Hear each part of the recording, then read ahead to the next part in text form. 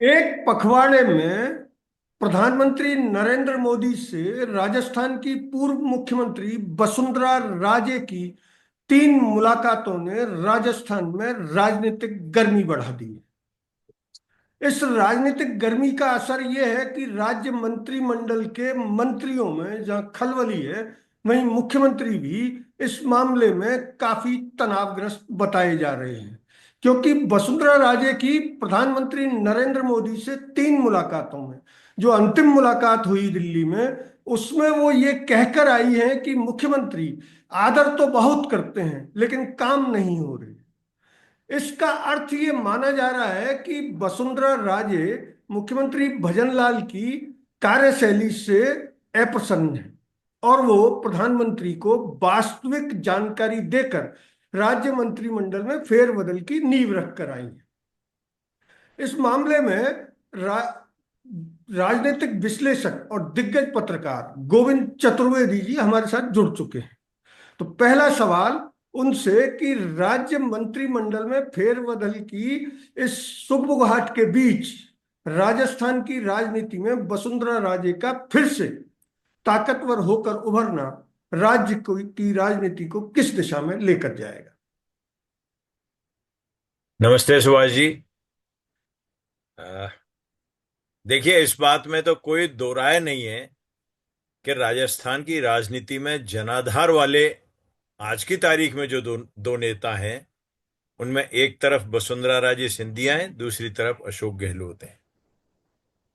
जनाधार जिनका सबसे ज्यादा है। मैं ये नहीं कह रहा हूं कि किसी और दूसरे का कोई जनाधार नहीं है, लेकिन ये दोनों अपने अपने दलों में और अपने दलों से बाहर भी जनाधार रखने वाले सबसे बड़े नेता हैं। ये तो है बात नंबर एक। बात नंबर दो, आपने जो कहा कि पिछले एक पखवाड़े में 3 मुलाकातें प्रधानमंत्री जी से हुई हैं उनकी, और वो एक साथ कोई दृश्य को, राजनीति के को बदल रहा है या बदल देगा, मेरे को ऐसा बहुत कम लगता है। ये पहला मौका नहीं है जब वसुंधरा जी की प्रधानमंत्री जी से या अमित शाह जी से या पार्टी के दीगर नेताओं से दिल्ली में या जयपुर में मुलाकातें हुई हैं। पहले भी ये मुलाकातें होती रही हैं, और इन मुलाकातों को आपको देखना पड़ेगा उस पृष्ठभूमि में कि प्रधानमंत्री जी, वसुंधरा जी, शिवराज सिंह चौहान, और उनसे थोड़ा नीचे जाके देखें तो रमन सिंह, येदियुरप्पा, ये सब लोग एक कद के नेताओं में थे एक जमाने में। और वसुंधरा जी अपनी पारिवारिक पृष्ठभूमि के कारण माता विजया राजे सिंधिया के जनसंघ और उसके बाद फिर भारतीय जनता पार्टी और उससे पहले राष्ट्रीय स्वयंसेवक संघ को खड़ा करने में जो उनका योगदान था, उसकी वजह से वो अपनी एक अलग अहमियत रखती हैं। और इस बात को मानने में कोई दिक्कत नहीं है कि अलग वसुंधरा जी अपने ठसके से रहती हैं, अपने शान से रहती हैं, और वो कहीं भी रास्ते चलते मैंने उनको झुकते भी नहीं देखा। हाँ, जो बात उनको ठीक लगती है वो उसको कहती हैं, जो ठीक नहीं लगती उस पर अपनी नाराजगी भी जाहिर कर देती हैं।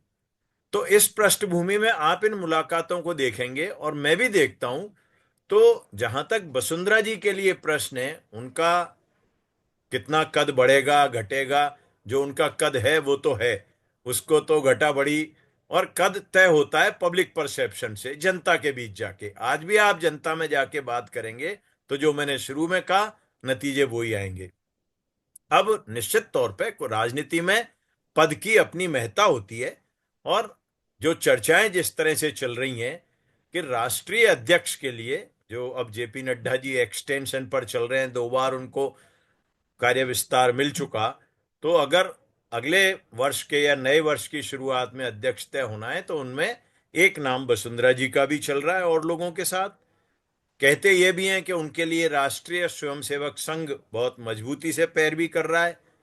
अब उन सारी मजबूती से पैरवी का और उस सब का जो नतीजा है वो निर्भर करता है प्रधानमंत्री जी और गृह मंत्री जी दोनों की राय पर। मुझे इस बात में थोड़ा कम वजन नजर आता है कि उन दो की राय को दरकिनार करके राष्ट्रीय स्वयंसेवक संघ का उसकी पसंद को अध्यक्ष पद पर बिठाया जाएगा। लेकिन फिर भी जिस तरह से हरियाणा और महाराष्ट्र, ये दो विधानसभा चुनाव राष्ट्रीय स्वयंसेवक संघ ने भाजपा की झोली में डाले हैं, मैं फिर शब्द यूज कर रहा हूं कि भाजपा की झोली में डाले हैं। जो आसार थे, जो आशंकाएं थी, जो संभावनाएं थी इन दोनों चुनावों के पहले, वो ये थी कि हरियाणा में भी कांग्रेस सरकार बनाएगी और महाराष्ट्र में महाविकास अघाड़ी सरकार बनाएगी। उन सब चीजों को पलटते हुए, आशंकाओं को निर्मूल करते हुए जिस तरह से वहां सरकारें बनी है, उसमें यह कहा जा रहा है कि हरियाणा में संघ ने 20,000 सभाएं की चुनाव के बिल्कुल 3 दिन पहले, और वही युक्ति महाराष्ट्र में लागू की गई जहां 60,000 गांवों में जनसंपर्क किया गया, परिवारों से, व्यक्तियों से सभाएं करके। तो इन चीजों का निश्चित तौर पे फर्क पड़ा होगा, और संघ कैसे काम करता है, क्या क्या काम करता है, क्या क्या कर सकता है, वो आप और हम बहुत सालों से देखते आए हैं। उनकी जो खासियतें हैं वो अपनी जगह हैं काम करने की। और फिर देवेंद्र फडणवीस का मुख्यमंत्री बनना, तो ये सब कुल मिलाकर के ऐसी उलझी हुई गुत्थी है जिसके बारे में ये कहना कि ये हो जाएगा बहुत मुश्किल है। अब रही बात उनके इन दौरों से राजस्थान की राजनीति पर आने वाले असर की, जहां तक आपने मुख्यमंत्री भजनलाल शर्मा की बात कही, मुख्यमंत्री भजनलाल शर्मा दिल्ली की पसंद है, पहली और आखिरी, उनका और कोई आधार ही नहीं है, उनका आधार दिल्ली है। और वो जो भी 1 साल में, पिछले 1 वर्ष में उन्होंने काम किया है, वो ये मान लीजिए कि उन्होंने नहीं किया, दिल्ली ने किया है। तो उनके कामकाज का अगर कोई आकलन होता है और उसके बारे में कोई रिपोर्ट अच्छी बुरी जाती है, तो निश्चित तौर पे वो दिल्ली के बारे में ही मानी जाएगी। लेकिन उस सब के बाद हाँ, यहां मैं सहमत हूं कि ऐसा कुछ हो सकता है कि वसुंधरा जी के से जुड़े हुए, उनके साथ चलने वाले लंबे टाइम से, उनमें से कुछ लोगों को इस विस्तार में जगह मिल जाए। विस्तार बहुप्रतीक्षित है, काफी टाइम से होना है, और बार बार ये खबरें आ रही थी कि निरंतर हाईकमान, स्टेट लीडरशिप मंत्रियों के कामों का आकलन कर रहा है। तो कामों के आकलन और उसके बाद जो भी कुछ सूरत हाल बनेगा वो सामने आएगा। लेकिन ये दूसरा पार्ट मुझे लगता है कि ये तो होगा ही, इसमें कुछ ना कुछ जगह, और निश्चित तौर पे अगर 3, 4, 5 लोग उनसे जुड़े हुए, उनके साथ चलने वाले अगर मंत्रिमंडल में आते हैं तो उनका वजन बढ़ेगा, इस बात में कोई दो राय नहीं। जहां तक उनकी बात थी वो अपन ने कर ली, और उनके पुत्र के एडजस्टमेंट की बात है, तो दुष्यंत सिंह भी 5 बार सांसद बन चुके हैं, तो काबिलियत में तो उस पार्ट पे वो वरिष्ठता के हिसाब से दावा रखते हैं अपना। लेकिन उनको, जो आप और हम जानते हैं कि जब पहली बार मोदी जी ने शपथ ली थी 2014 में, तब भी उनका नाम बतौर मंत्री लिया गया था, लेकिन उस समय कुछ परिस्थितियां ऐसी बनी कि एक समूह की तरह दिल्ली में मीटिंग ईटिंग होने से उनका दावा रुक गया, और उसके बाद आज तक वो रुका हुआ है। तो देखते हैं ये भविष्य के गर्भ में क्या होता है। लेकिन उनका कद अपनी जगह, उस कद में घटा बढ़ी तो हो सकती है, मतलब बढ़ोतरी तो हो सकती है, लेकिन आज की तारीख में वो कद किसी तरह घटे, ये मुझे कम लगता है, कम से कम जनता की निगाहों में। आपने बिल्कुल सही कहा कि भाजपा अध्यक्ष के लिए पर्दे के पीछे जो उठापटक चल रही है, उसमें खबरें ये आ रही थी कि आरएसएस अपना अध्यक्ष बनवाने के लिए सबसे पहले उसने संजय जोशी का नाम आगे बढ़ाया, दूसरे नंबर पर शिवराज सिंह और तीसरे नंबर पर वसुंधरा राजे। राजनीति में शतरंज की बिसात की तरह ये गेम खेला जाता है, और उसमें ऐसा माना जा रहा है कि वसुंधरा राजे इन तीनों में सबसे ज्यादा ताकतवर मानी जाती हैं। लेकिन प्रधानमंत्री नरेंद्र मोदी और वसुंधरा राजे की राजनीतिक अदावत जग जाहिर है, क्योंकि जब वसुंधरा राजे राजस्थान की मुख्यमंत्री थी, तब प्रधानमंत्री नरेंद्र मोदी गुजरात के मुख्यमंत्री थे, और तब से ही दोनों के बीच अपने कद और प्रतिभा को लेकर अंदर ही अंदर एक रस्साकसी चल रही थी। लेकिन ये जो मामला है राजस्थान की राजनीति में उठापटक का,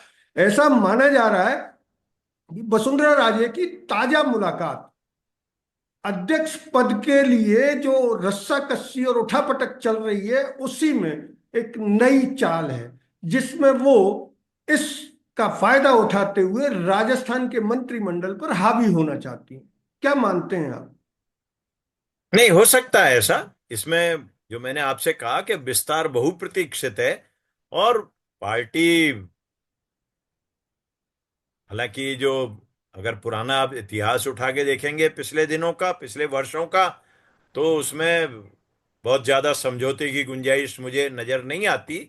लेकिन फिर भी पार्टी इस मौके पर, क्योंकि जिस तरह के लोकसभा चुनाव के नतीजे आए, विधानसभाओं के नतीजे आए, विधानसभाओं के नतीजे लाने में संघ ने जो रोल दिया, मुझे लगता है कि आज की जो नेतृत्व है पार्टी का, वो इस पार्ट पे जाकर के कहीं ना कहीं कुछ थोड़ा समझौतावादी हो सकता है। और उस समझौतावादी होने से अगर 5 लोगों को भी जगह मिलती है वसुंधरा जी के खेमे के मंत्रिमंडल में, तो निश्चित तौर पे वो उनका गेन होगा, उनकी उपलब्धि होगी।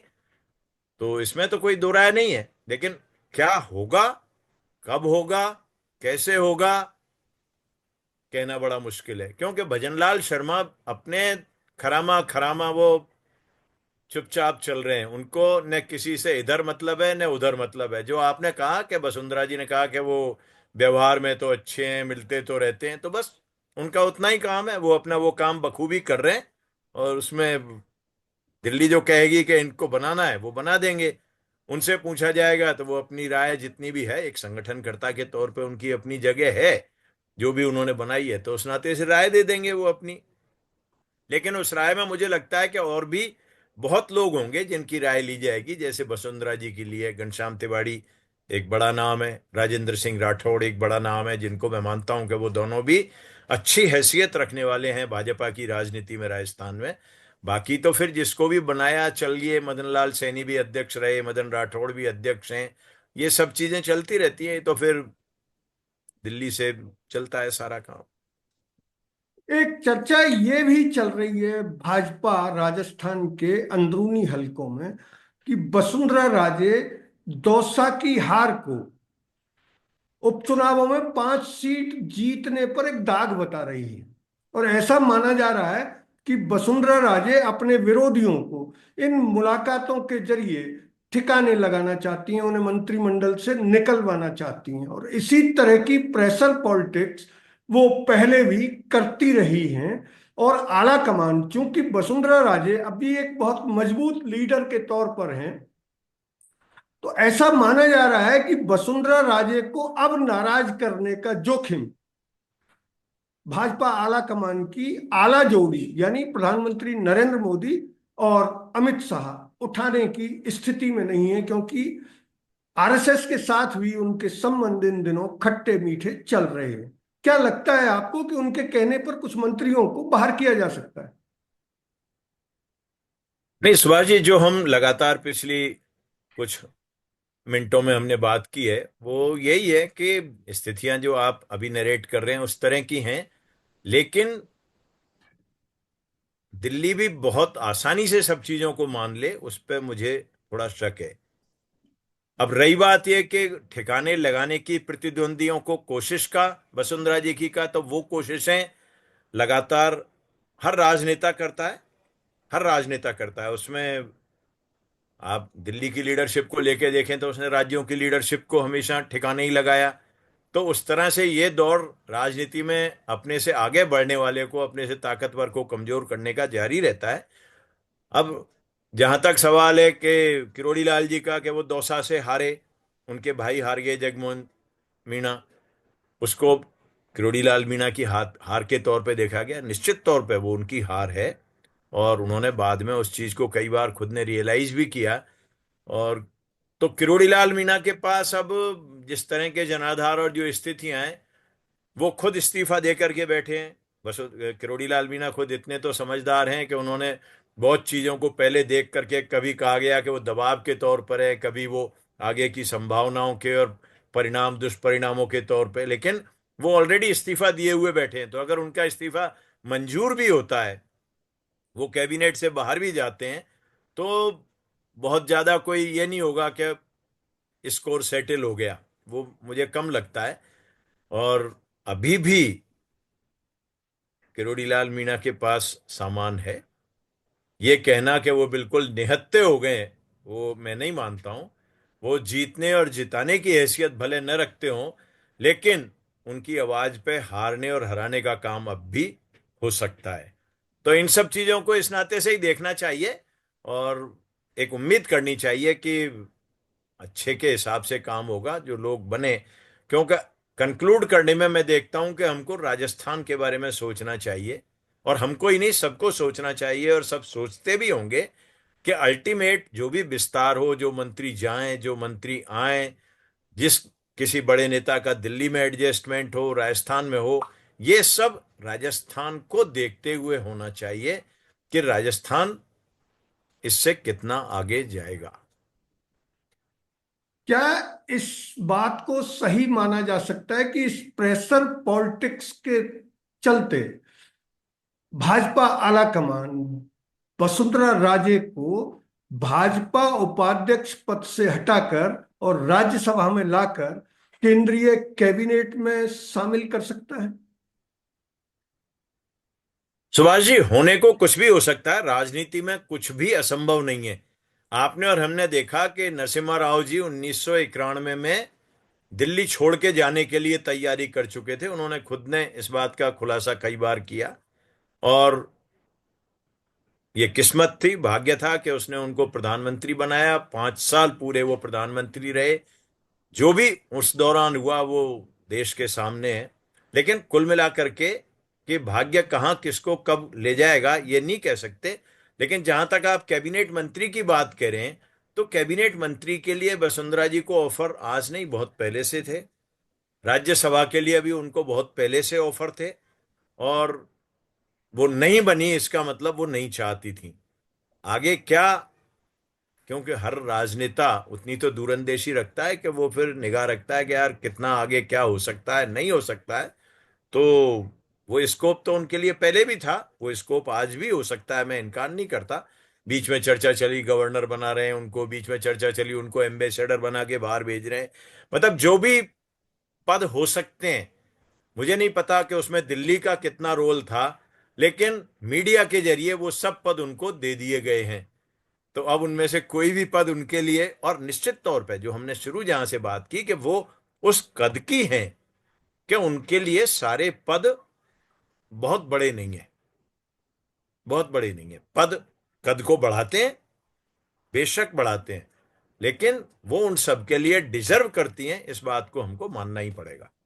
पद कोई सा भी मिलो, मंत्री मिलो, अध्यक्ष मिलो, मुख्यमंत्री मिलो, जो अब तो खैर उसके चांस अभी नहीं दिखते, लेकिन कोई भी पद हो उसके वो योग्य हैं, इस बात में कोई बात दो राय नहीं है। एक और सवाल कि पूरे देश के परिप्रेक्ष्य में देखें तो पूरे देश के सभी राज्यों के मुख्यमंत्री रह चुके या मुख्यमंत्री पद की ओर बढ़ रहे नेता केंद्र में अवसर मिलने पर आसानी से केंद्र में चले जाते हैं अपने राज्यों को छोड़कर। लेकिन राजस्थान एक ऐसा अलहदा राज्य है जहां के दो पूर्व मुख्यमंत्री, जिनमें पूर्व मुख्यमंत्री कांग्रेस के अशोक गहलोत और पूर्व मुख्यमंत्री वसुंधरा राजे राजस्थान छोड़ने को किसी कीमत पर तैयार नहीं है। इसके लिए उदाहरण यह भी दिया जा सकता है कि कांग्रेस में संगठन महासचिव अध्यक्ष के बाद सबसे ताकतवर पद होता है, लेकिन पूर्व मुख्यमंत्री अशोक गहलोत उस पद को ठुकराकर राजस्थान में मुख्यमंत्री बनने को ज्यादा प्राथमिकता देकर राजस्थान आ गए। क्या क्या कारण है कि राजस्थान के पूर्व मुख्यमंत्री या बड़े नेता राज्य को छोड़ना नहीं चाहते? नहीं, मेरे अंदाज से मैं थोड़ा सा इसको अलग देखता हूं कि राजस्थान छोड़ने नहीं छोड़ने का प्रश्न नहीं है। और जहां तक आपने पूर्व मुख्यमंत्री श्री अशोक गहलोत की बात की, तो वो संगठन महासचिव नहीं, वो कांग्रेस अध्यक्ष का पद भी उस समय उनको ऑफर हुआ, जो सबके सामने है, और वो वहां भी नहीं गए। और मेरा मानना यह है कि उस समय की जो राजनीतिक परिस्थितियां थी, उसमें और कोई दूसरा रास्ता उस समय सरकार को बचाने का था नहीं। जो भी परिस्थितियां थी, उनमें सरकार को बचाने के लिए उन्होंने वो रास्ता चुना। और बाद में उन्होंने कहा भी उस बात को कि इस वजह से हुआ। लेकिन ये कुल मिलाकर के ऐसा नहीं था कि वो कांग्रेस अध्यक्ष नहीं बनना चाहते थे। बाद में आपने अगर मीडिया रिपोर्ट्स में देखा हो तो बहुत साफ था, उन्होंने कहा कांग्रेस अध्यक्ष बनना बहुत सौभाग्य की बात है और मौका मिला तो मैं बनना पसंद करूंगा। लेकिन उस समय की परिस्थितियों में उन्होंने उस सरकार अपने सामने है कि किस तरह से जयपुर में, जैसलमेर में जो भी घटनाएं हुई, मानेसर गए, दिल्ली गए, जो राजनीति चली पार्टी के बाहर की, तो उन सब में थोड़ा सा एक ये लगा कि यार जिस सरकार को बनाया है, और आप जाके अगर देखेंगे तो बहुत स्पष्ट बहुमत वाली सरकार नहीं थी चुनाव में। जब विधानसभा चुनाव 2018 के हुए, उसके बाद निर्दलीय और दूसरे जो भी अन्य दलों के जो गैर भाजपा दल थे उनके लोगों ने मिलकर के 13 या 17 जितने लोगों ने सपोर्ट किया, वो सिर्फ यह कहते हुए दिया कि श्री अशोक गहलोत अगर मुख्यमंत्री बनते हैं तो हम उनको सपोर्ट करेंगे। तो उस सपोर्ट की वजह से कि वो सपोर्ट कहीं खराब ना हो, कांग्रेस सरकार खराब ना हो राजस्थान में, वो उस समय उन्होंने वो रास्ता लिया।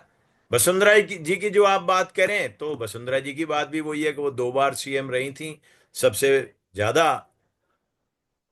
जनाधार वाली नेता थी। तो उस नाते से उनको लगता था कि यार राजस्थान में मौका, और निश्चित तौर पे एक कैबिनेट मंत्री, प्रोटोकॉल में भले कैबिनेट मंत्री और मुख्यमंत्री का पद बराबर सा हो, लेकिन राज्य का मुख्यमंत्री होता है।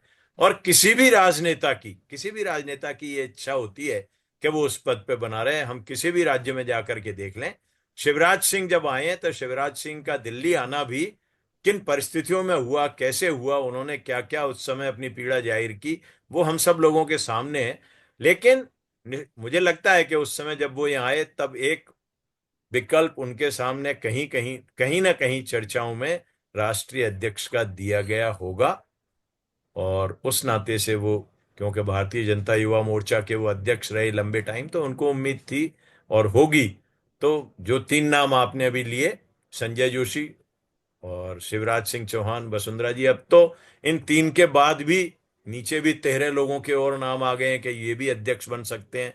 तो अध्यक्ष तो कोई भी फिर बन जाए, लेकिन ये सूरत मुझे लगती है कि राज्य इसलिए प्राथमिकता में इन दोनों लोगों की रही। राजस्थान की राजनीतिक बिसात पर मजबूत मोहरे की तरह आगे बढ़ रही वसुंधरा राजे की ये कवायद, दिल्ली और जयपुर के बीच उनकी सौहार्दपूर्ण मुलाकातें क्या गुल खिलाएंगी, ये अगले एक हफ्ते में साफ हो जाएगा। अगर आपको ये वीडियो अच्छा लगा तो इसे लाइक करें, शेयर करें और हाँ, हिंदी हेडलाइन को सब्सक्राइब जरूर करें। धन्यवाद। जय हिंद।